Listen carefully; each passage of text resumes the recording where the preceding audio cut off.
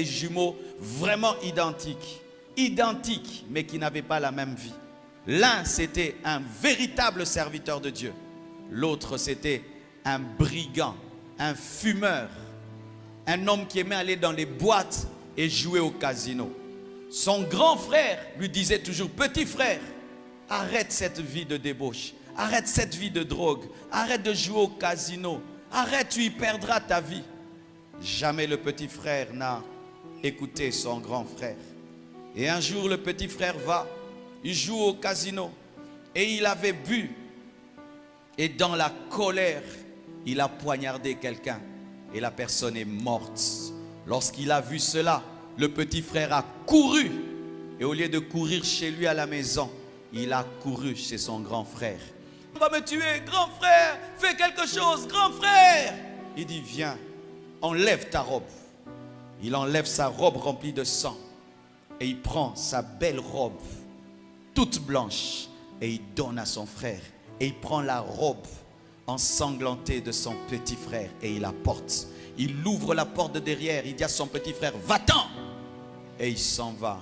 Quelques minutes après, les poursuivants arrivent, il frappe à la porte, il ouvre. Et puis on le trouve avec du sang sur sa robe. On l'amène en prison. On le juge, il ne dit rien. On lui pose des questions, il ne répond pas. Et après on dit, il a tué, il doit mourir.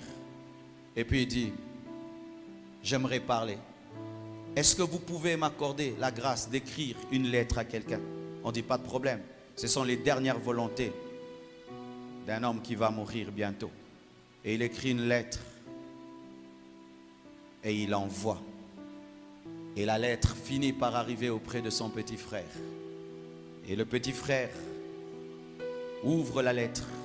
Et voici ce que le grand frère a écrit. Petit frère, je t'ai toujours prêché et tu n'as jamais cru. Et aujourd'hui, tu as commis un crime qui doit t'amener à mourir. Mais je sais que si tu meurs, tu iras en enfer. Et moi, je sais que je marche avec Dieu. J'irai au ciel. J'accepte de mourir à ta place. Mais promets-moi que jamais plus tu ne rentreras dans les fautes qui m'ont tué.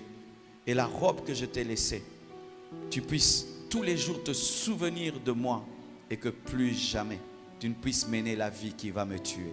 Petit frère, je meurs pour toi. Lorsque le petit frère va lire la lettre, le petit frère pris de remords et de culpabilité. Il court en prison et il arrive là. Il dit, ce n'est pas lui, c'est moi. Regardez la preuve, c'est le couteau, c'est mon jumeau. Lui n'a jamais rien fait de mal. C'est le bon garçon du quartier. C'est moi, vous êtes trompé de personne, c'est moi. Et tout le monde était dérangé, troublé. Et puis on lui dit, c'est trop tard. Quoi? C'est trop tard. Et on lui amène la tête de son grand frère. On lui dit, il est mort pour toi. Rentre à la maison. Et puis il dit, non, je dois mourir. Je ne peux pas vivre avec cette culpabilité. Tuez-moi. Et puis on lui dit, dans le droit, deux personnes ne peuvent mourir pour une faute.